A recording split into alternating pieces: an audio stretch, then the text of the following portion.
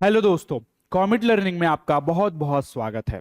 तो हम जो plant water relations chapter start किए थे उसके आगे लेकर के चलते हैं, जो कि आज हम देखने वाले हैं ट्रांसलोकेशन ऑफ वाटर। मतलब ये जो वाटर है ट्रांसलोकेट कैसे होता है, अपने एक लोकेशन से ये कैसे शिफ्ट होता है, इसको अपन कहते हैं ट्रांसलोकेशन ऑफ वाटर। ओके, इसके पीछे डिफरेंट डिफरेंट थेरीज दी है साइंटिस्टों ने कि इस थेरी के थ्रू होता है, इस थेरी के मतलब इन द सेंस कि थेरी के थ्रू नहीं, जो हो रहा है उसके ऊपर थेरी बनाई है कि इस तरीके से वर्क कर करके ये क्या हो रहा है, ट्रांसलोकेट हो रहा है अपने पोजीशन से, और रूट से पूरा वाटर ऊपर की तरफ क्या हो रहा है, ट्रांसपोर्ट होते जा रहा है। सो यही किस तरीके से होता है, कौन कौन सी वो थेरी है, वो सब कुछ हम आज के क्लास में देखने वाले हैं। सो चलो स्टार्ट करते हैं ट्रांसलोकेशन ऑफ वाटर से। तो ट्रांसलोकेशन ऑफ वाटर का सिंपल मीनिंग, इसी को अपन एसेंट ऑफ सैप भी बोल सकते हैं। एसेंट मतलब अपन बोल सकते हैं ऊपर की तरफ, ठीक है, थोड़ा सा, एंड सैप, सैप जो साइटोप्लाज्म है उसको अपन कहते हैं सैप, ठीक है। तो इसी साइटोप्लाज्म से वाटर एक से ऊपर ऊपर ऊपर ऊपर ऊपर कैसे जा रहा है, एसेंट ऑफ सैप यानी कि वाटर ट्रांसलोकेट कैसे कर रहा है, वो देखने वाले हैं अपन। So transport of water along with dissolve mineral, obviously भैया ये मिनरल के साथ डिसॉल्व फॉर्म में जाएगा, from root to aerial part, root से लेके एरियल पार्ट, एरियल पार्ट बोले तो जो सॉइल है उसके ऊपर का पार्ट, जैसे कि स्टेम हो गया, leaves, against the gravity, obviously ये कैसा जा रहा है, अगेंस्ट द ग्रेविटी जा रहा है, इसी को अपन क्या कहते हैं, ट्रांसलोकेशन और एसेंट ऑफ सैप। जो वाटर रूट से सीधा ऊपर की तरफ जा रहा है अगेंस्ट द ग्रेविटी, ठीक है, उसको अपन कहते हैं ट्रांसलोकेशन और accent of SAP. Accent of SAP occur through lumen, ये कहां से होगा, ल्यूमेन होगा, जो जाइलम है, जाइलम के बीच में जो स्पेस है उसको अपन ल्यूमेन कहते हैं। सो ल्यूमेन से होता है xylem, tracheids and vessels, then complex tissue xylem as path, ये एक पाथ प्रोवाइड करता है वाटर के लिए, जो कि किसमें भैया, एक रिंगिंग एक्सपेरिमेंट हुआ था उसमें हमको प्रूफ करके बताया है कि जाइलम ही क्या करता है, वाटर को कंडक्ट कराता है। Several mechanism theories have been put forth, बहुत सारे इसके मैकेनिज्म हैं और थेरीज दी गई है, बताया गया इसके बारे में, जो कि बोलता है कि मैकेनिज्म ऑफ ट्रांसलोकेशन कैसे हुआ, वाटर का जो ट्रांसलोकेशन है कैसे हुआ, उसका मैकेनिज्म के बारे में बताता है। So theories include vital force theory, relay pump theory, physical force theory, root pressure theory और एक्सेट्रा, जैसी चीजों के बारे में हमको बताया है। तो चलो क्यों ना स्टार्ट किया जाए। सबसे पहले स्टार्ट करते हैं रूट प्रेशर थेरी, जो कि वाइटल थेरी के बारे में बताया। देखो इसमें सिंपल क्या किया गया था, एक प्लांट लिया, मतलब एक गमला लिया, ठीक है, उस गमले को कुछ इंच के ऊपर से उसको काट दिया, ठीक है, सिर्फ क्या रहा वहां पर, उसका स्टेम रहा, क्या रहा, स्टेम रहा। तो उसी तरीके से अपन ने स्टेम को यहां पर क्या कर दिया है, काट करके रखा। कुछ देर बाद जब ऑब्जर्व किया तो जहां से उसको काटा था, जहां से उसको कट किया था, वो कटिंग वाले रीजन पे कुछ वहां पर उनको क्या ऊजेस आउट, यानी कि वाटर लिक्विड सॉल्यूशन वहां से निकलता हुआ दिखाई दिया।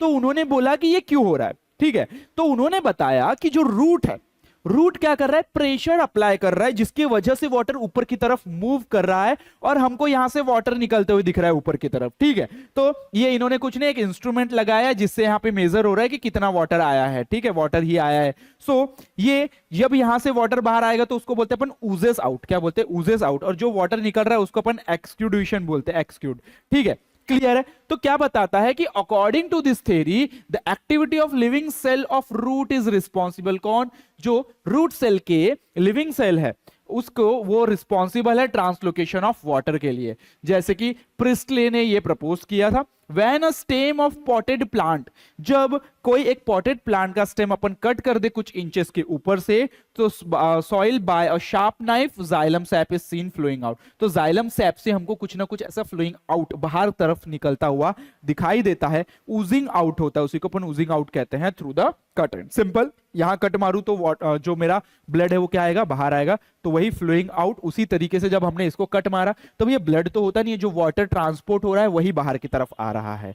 This exudation at the cut end stem is good proof for the existence of root pressure, ये रूट प्रेशर के वजह से ही हो रहा है, ये बताने के लिए ये एक्सपेरिमेंट ने बहुत बड़ा अच्छा प्रूफ इनको दिया। बोलता है कि as water absorption by root is constant, ये कंटिन्यूअसली कांस्टेंट और कंटिन्यूअसली होता है, और हाइड्रोस्टैटिक प्रेशर वहां पर डेवलप होता है, जिसके वजह से कॉर्टेक्स सेल में क्या होता है, जो सबसे पहले वाटर एब्जॉर्ब होगा रूट से, कॉर्टेक्स सेल पे आएगा, कॉर्टेक्स सेल पे प्रेशर अप्लाई होगा, चल भैया आगे जा, चल भैया आगे जा, फिर वो जाइलम फ्लोएम तक के जाइलम तक के आ जाएगा, और जाइलम से फिर ऊपर अगेंस्ट द ग्रेविटी क्या होगा, ये कंडक्ट होता है वाटर। ओके, इस तरीके से ये कंटिन्यूअसली होता है according to this theory. Okay, then this is due to root pressure, water along with dissolve mineral is not only force into xylem. ये रूट प्रेशर की वजह से जहां पर हमारा मिनरल डिसॉल्व है भैया उसके साथ, वो सिर्फ ना ही सॉइल से जाइलम तक के आ रहा है बल्कि जाइलम से ऊपर अगेंस्ट द ग्रेविटी भी जा रहा है। ये इसका कहना, is not only force into the xylem but it also conduct upward against the gravity. Gravity के अगेंस्ट ये क्या हो रहा है, ऊपर की तरफ मूव कर रहा है ड्यू टू रूट प्रेशर, जो रूट के वजह से प्रेशर अप्लाई हो रहा है। Root pressure seems to be largely an osmotic phenomena and its development is an active process. ये रूट प्रेशर काफी ज्यादा अमाउंट में चाहिए रहता है, जिसके लिए बहुत ज्यादा अपने को क्या एनर्जी भी खर्च करनी पड़ती है। मतलब सिंपल है, वहां पर अगर आपको रूट प्रेशर डेवलप करना है तो एनर्जी खर्च करनी पड़ेगी। और the value of root pressure, जो रूट में प्रेशर लगता है वो कितना है भैया, +1 to +2 बार तक के, विच इज इनफ, जो कि इनफ होता है पंप वाटर टू हाइट 10 से 20 मीटर। तो 10-20 मीटर के प्लांट की हाइट तक के अगर आपको वाटर पहुंचाना है तो भैया 10 और हमारा +1 +2 बार का जो प्रेशर है वो हो जाता है। द फैक्टर्स लाइक ऑक्सीजन, अभी यहां पर कुछ ऐसे फैक्टर्स हैं जो कि इस पर असर डालते हैं। Oxygen, moisture, temperature of soil and salt content, ये सब इंफ्लुएंस करते हैं भैया रूट प्रेशर को। क्लियर है यहां तक के? तो रूट प्रेशर, देखो साइंटिस्टों का काम है थ्योरी बनाना, ओके, लेकिन उसके बाद उनके थ्योरी में जो कुछ कमी रह जाती है उनको हम लिमिटेशन के इसमें पढ़ते हैं, यानी कि जिस पे कुछ ऑब्जेक्शंस या लिमिटेशंस बोलते हैं अपन। तो वही जब ये रूट प्रेशर थ्योरी बनी तो इसके भी कुछ लिमिटेशंस, कुछ ऑब्जेक्शंस थे, जैसे कि it is not applicable to plant taller than 20 metre. हमने बोला कि भैया सिर्फ 20 मीटर तक के ये वाटर क्या हो सकता है, ट्रांसपोर्ट हो सकता है। उन प्लांट का क्या जिनकी हाइट 20 मीटर से ज्यादा है, वो भैया तो वैसे ही रह जाएंगे। Ascent of sap can also occur even in the absence of root system. हम बोल रहे हैं कि रूट प्रेशर है, रूट है तो रूट प्रेशर है, रूट प्रेशर है तो वाटर ट्रांसलोकेट हो रहा है। लेकिन ऐसा क्या जिनके पास रूट ही नहीं होते हैं, उन प्लांट्स का क्या? Root pressure value is almost nearly 0 in taller gymnosperm plant. जो बहुत बड़े बड़े बड़े बड़े प्लांट होते हैं ना, उनमें जो रूट प्रेशर होता है वो लगभग 0 हो जाता है। In actively transpiration plant no root pressure is develop. अब जो भैया कंटिन्यूअसली ट्रांसपिरेशन हो रहा है, वाटर का लॉस होते जा रहा है, वाटर का लॉस होते जा रहा है, वहां पर तो रूट प्रेशर डेवलप ही नहीं हो पाएगा। रूट प्रेशर डेवलप ही नहीं हो पाएगा। रूट प्रेशर कब डेवलप होता है? जब बाहर वाटर बहुत ज्यादा है और वो रूट में आ रहा है, वो रूट में अंदर की तरफ आते जा रहा है, आते जा रहा है, और वहां पर जमा होते जा रहा है, प्रेशर अप्लाई हो रहा है वहां पर, जिसकी वजह से धीरे धीरे धीरे धीरे ऊपर की तरफ क्या होते जा रहा है, वाटर मूव होते जा रहा है। अब ट्रांसपिरेशन हो रहा है तो ऊपर से ही वाटर को थोड़ा सा खींच लिया जा रहा है।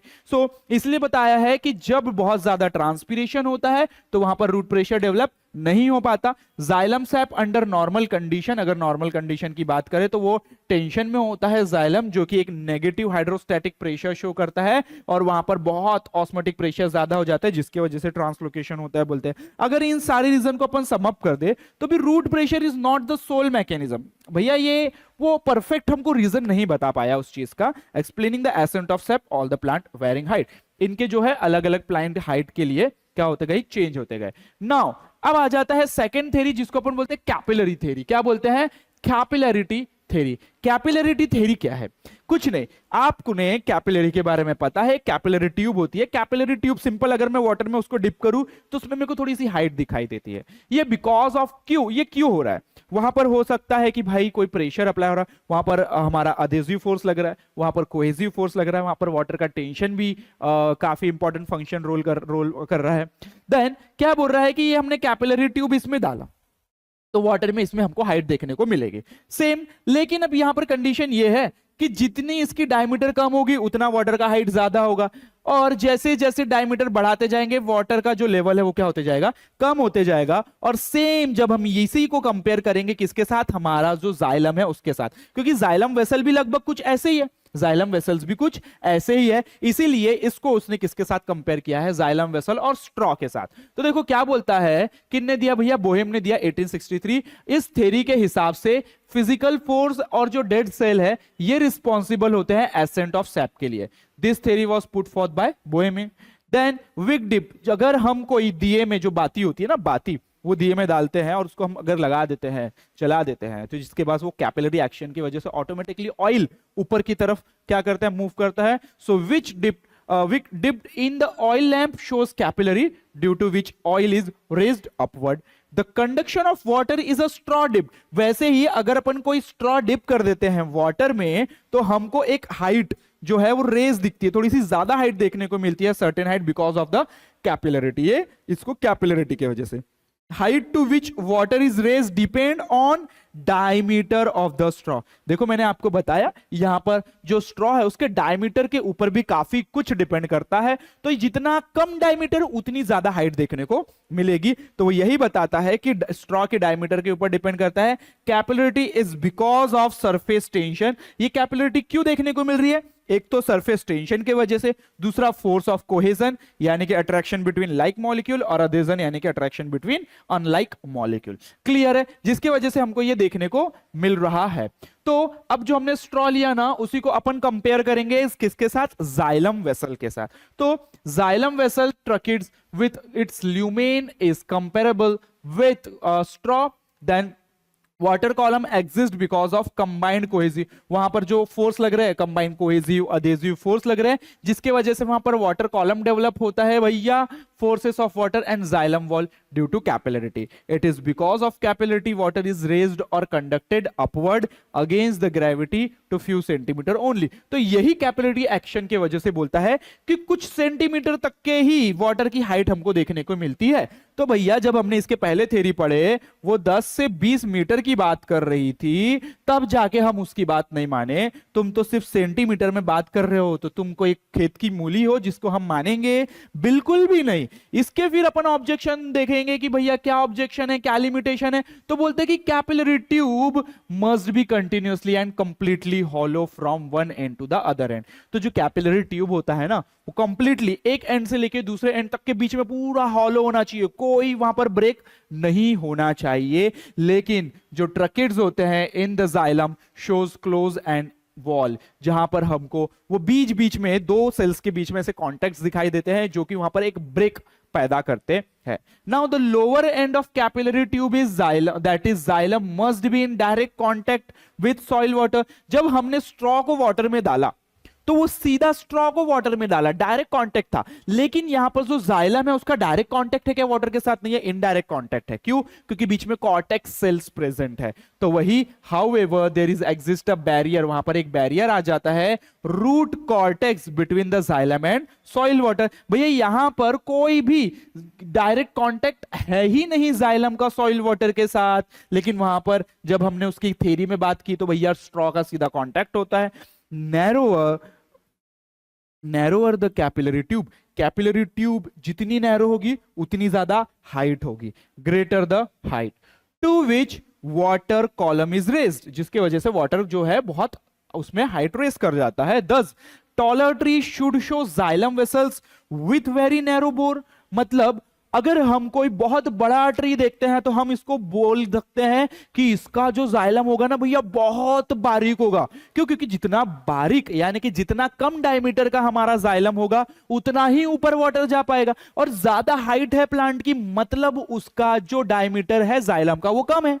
लेकिन देखा ये गया हाउएवर इन नेचर, जो नेचर में ट्रीज है ना बड़े बड़े टॉल ट्रीज, अगर उनको देखा गया तो उनके जो जाइलम वेसल्स थे इतने नैरो नहीं थे, वो थोड़े वाइड ही थे, जिसके वजह से अपन बोलते हैं capillarity can not be the sole mechanism. ये भी सोल मैकेनिज्म नहीं है। Explain ascent of sap in all plant और वायरिंग हाइट, अलग अलग हाइट देखने को मिलते हैं। क्लियर है, अलग अलग हाइट में। नाउ अब आ जाते हैं कोहेजन टेंशन थ्योरी, जिसको अपन कहते हैं ट्रांसपिरेशन पुल थ्योरी। क्या कहते हैं भैया, ट्रांसपिरेशन पुल थ्योरी। बहुत इंपॉर्टेंट है, देखो यहीं पे लिखा है वाइडली एक्सेप्टेड थ्योरी। सबसे ज्यादा अगर किसी थ्योरी को एक्सेप्ट किया गया तो वो कौन सी थ्योरी है, यस, ट्रांसपिरेशन पुल। किसने दिया था भैया, डिक्सन जॉली ने दिया था। कब दिया था? ऑन दो प्रिंसिपल के ऊपर बेस्ड है, एक है कोहेजन और अधेजन, कोहेसिव फोर्स और अधेसिव फोर्स के बेस पर, और दूसरा है ट्रांसपिरेशन पुल, मतलब नीचे से कोहेसिव अधेसिव फोर्स लग रहा है from root to upward direction में, और जो हमारा ट्रांसपिरेशन पुल यानी कि ऊपर से नीचे की तरफ ट्रांसपिरेशन हो रहा है तो वाटर ऊपर की जरूरत है, तो मेसोफिल सेल्स यानी कि जो लीफ में सेल्स प्रेजेंट होते हैं मेसोफिल सेल्स, वो उनको क्या करते हैं, वाटर को ऊपर की तरफ अट्रैक्ट करते हैं, इसी को अपन ट्रांसपिरेशन पुल कहते हैं। तो ये दोनों प्रिंसिपल के तौर पर हमको ये कोहेजन टेंशन थ्योरी के बारे में बताया गया, ट्रांसपिरेशन पुल। तो one by one cohesion theory देखते हैं, कोहेजन देखते हैं, फिर अपन देखेंगे ट्रांसपिरेशन पुल, जो कि सबसे ज्यादा एक्सेप्टेबल ये थ्योरी है। A strong force of attraction between water molecules, जिसको अपन कहते हैं कोहेसिव फोर्स। अब देखो हम अधेसिव फोर्स की बात करें तो अधेसिव फोर्स क्या है, वो जो वॉल में जो सेल है वो उसके बीच में और वाटर मॉलिक्यूल्स के बीच में, दो अलग अलग मॉलिक्यूल्स के बीच में लग रहा है, तो वही बताते हैं कि while the strong force of attraction between water molecules and lignified, देखो लिग्निन से बनी है ये, जिसकी वजह से अपन इसको लिग्निफाइड वॉल कह रहे हैं, lumen of the xylem vessel, दो अलग अलग मॉलिक्यूल्स के बीच में फोर्स लग रहा है, इसलिए अपन इसको अधेसिव फोर्स कहते हैं। और due to combined cohesive and adhesive force continuous water column is develop होता है, और कहां से भैया, from xylem, right from root up to the tip of the top most of the leaf plant.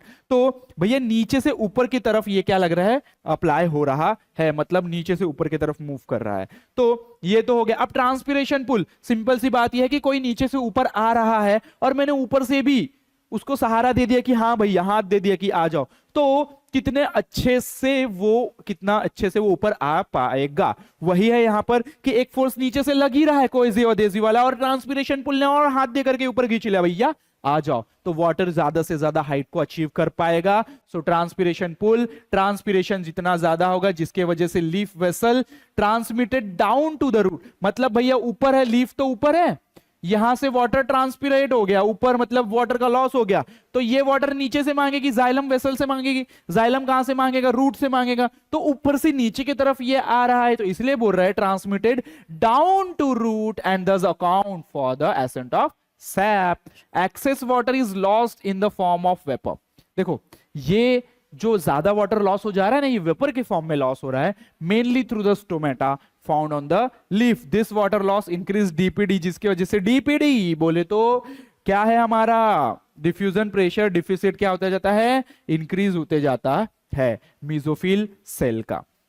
Mesophyll cell जो leaf में present होते हैं, this cells withdraw water ultimately from the xylem, ये सेल कहां से ले लेगा, जाइलम से वाटर ले लेगा। Okay, other word, due to continuous transpiration होने की वजह से एक ग्रेडियंट बनते रहेगा सक्शन प्रेशर का, is developed right from guard cell up to the xylem in the leaf. वो गार्ड सेल से लेकर के जाइलम फिर नीचे रूट तक के ये सारी कहानी चलते रहेगी। दिस विल क्रिएट टेंशन, जिसके वजह से भैया क्या होता है, नेगेटिव प्रेशर डेवलप होता है, ट्रांसपिरेशन पुल, और वाटर ऊपर की तरफ मूव करता है, और consequently water column is pulled out of xylem, thus water is pulled upward passively against the gravity leading to the ascent of sap। तो इसी के वजह से ट्रांसपिरेशन पुल के वजह से अगेंस्ट द ग्रेविटी काम होता है, और देखो कैसा बोल रहा है, पैसिवली, ये इसमें एनर्जी भी नहीं लगती है, तो बिना एनर्जी खर्च किए यही ट्रांसपिरेशन पुल के थ्रू वाटर क्या होता है, ऊपर की तरफ ट्रांसपोर्ट यानी कि ट्रांसलोकेट होता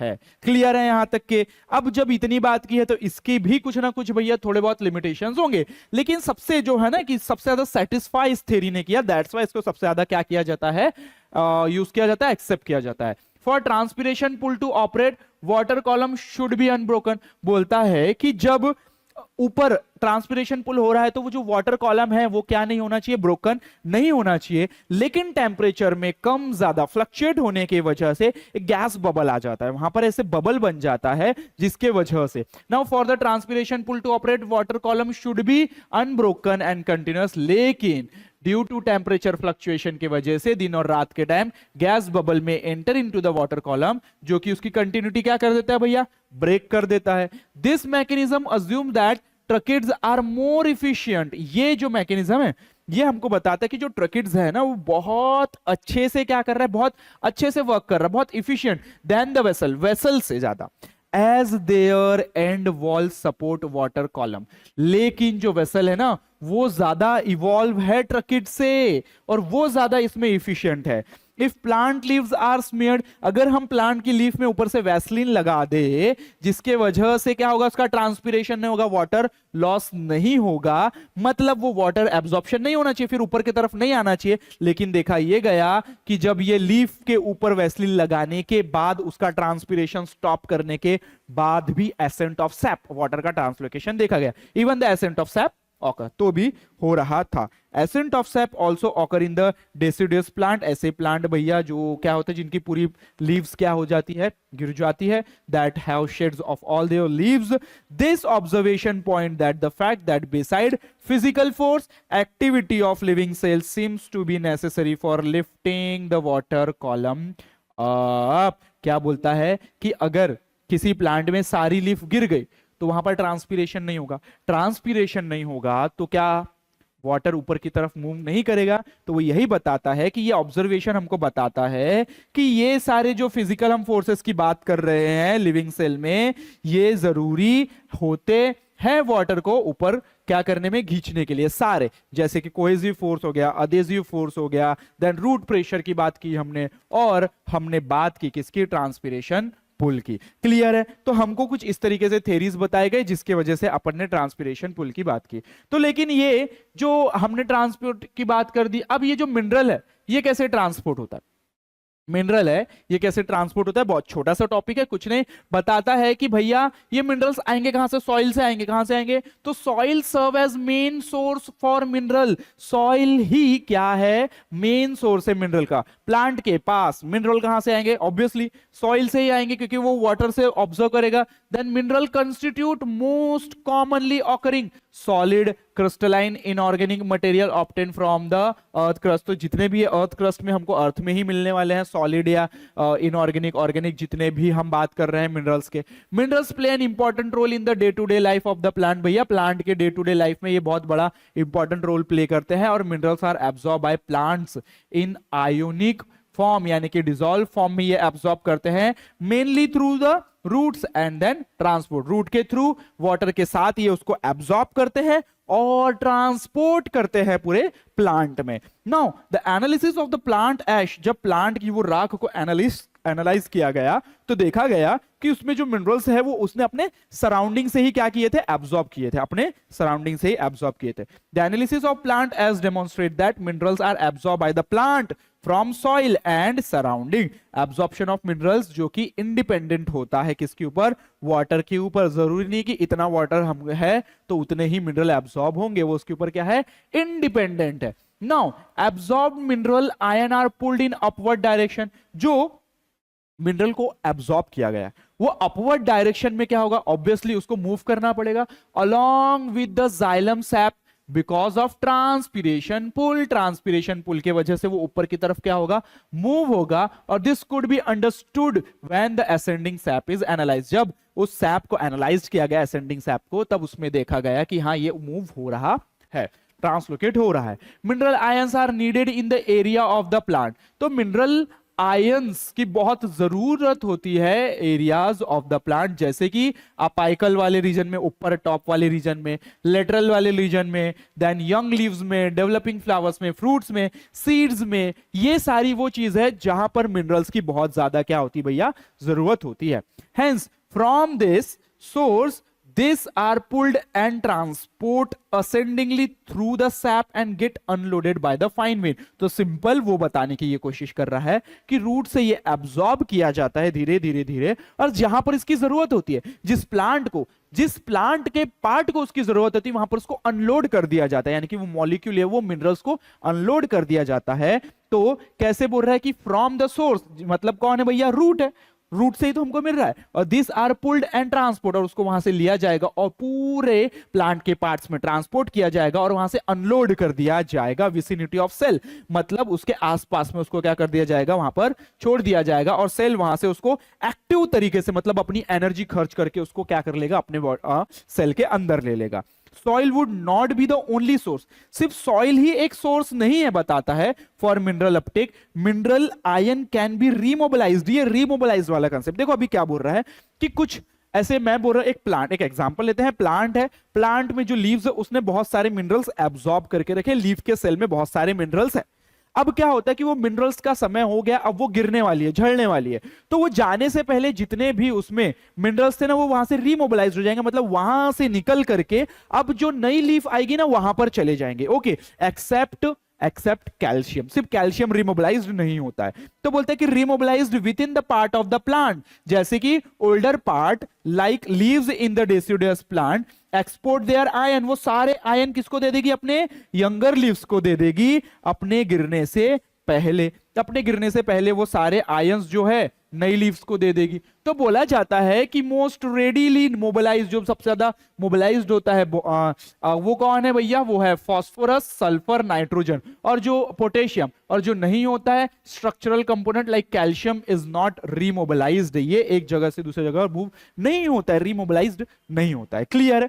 एनालिसिस ऑफ जाइलम एक्सूड, मतलब वही जो जाइलम सैप से जो निकल रहा था, जो ओजिंग आउट वाला सॉल्यूशन बोले ना, उसको जब एनालाइज किया गया तो उसमें बताया गया show that some nitrogen travel, उसमें कुछ ऐसे नाइट्रोजन थे वो एज अ इनऑर्गेनिक आयन के फॉर्म में ट्रेवल कर रहे थे, whereas much of its carried in the organic form, और बहुत सारे ऑर्गेनिक फॉर्म में जैसे कि अमाइनो एसिड एंड उससे भी रिलेटेड जो भी कंपाउंड है। तो बोल रहा है कि जो हमारे नाइट्रोजन है कोई इनऑर्गेनिक फॉर्म में ट्रैवल कर रहा है, कोई ऑर्गेनिक फॉर्म में, ठीक है। Then small amount of inorganic molecules of phosphorus and sulphur are also carry, तो छोटे थोड़े बहुत अमाउंट में जो इनऑर्गेनिक मॉलिक्यूल्स है जैसे कि फास्फोरस और सल्फर, इसको भी कैरी किया जाता है। और last, it was a believe earlier that xylem transport inorganic and phloem transport organic, पहले ये बिलीव किया जाता था कि जो जाइलम है वो इनऑर्गेनिक मॉलिक्यूल्स को या इनऑर्गेनिक सब्सटेंस को ट्रांसपोर्ट करता है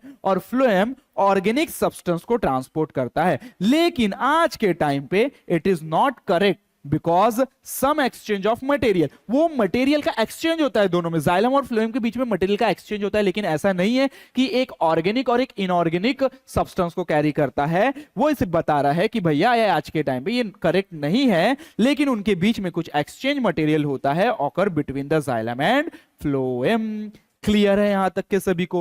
तो जितना भी हमारा ट्रांसलोकेशन वाला पार्ट था वो हम आज के क्लास में कंप्लीट कर चुके हैं। सो आई होप आपको ये अच्छा लगा होगा। अगर भाई पसंद आ रहा है तो please like, share and subscribe जरूर करें, एटलीस्ट कुछ कमेंट तो करें जिससे हमको कुछ मोटिवेशंस आए।